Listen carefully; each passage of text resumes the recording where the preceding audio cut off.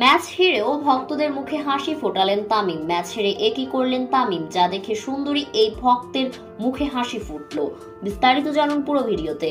2025 BPL এর league পর্বের শেষ ম্যাচে আসরের বর্তমান চ্যাম্পিয়ন ফরচুন বরিশালকে 24 রানের ব্যবধানে হারিয়েছে চিটাগং কিংস। এই জয়ের সুবাদে 12 ম্যাচে 16 পয়েন্ট নিয়ে 2-এ উঠে গেল তারা। সমান 8 জয় আছে, 16 পয়েন্ট নিয়ে নেট রান রেটে পিছিয়ে আছে রংপুর রাইডার্স।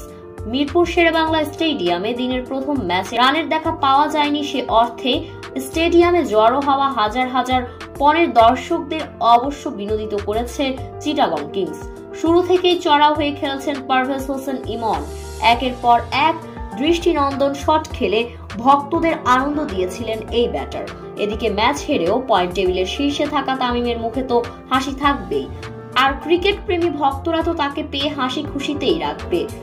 তাই তো ম্যাচ শেষে তামিম যখন মাঠের ভেতরে ঢুকছিল প্লেয়ারদের সাথে হ্যান্ডশেক করবে, তখন গ্যালারি থেকে এই সুন্দরী ভক্ত তামিমের দিকে হু হু করে তাকিয়েছিল আর হাসছিল, যা দেখে তামিমও মুচকি মুচকি হাসতে হাসতে মাঠে ঢুকছিল।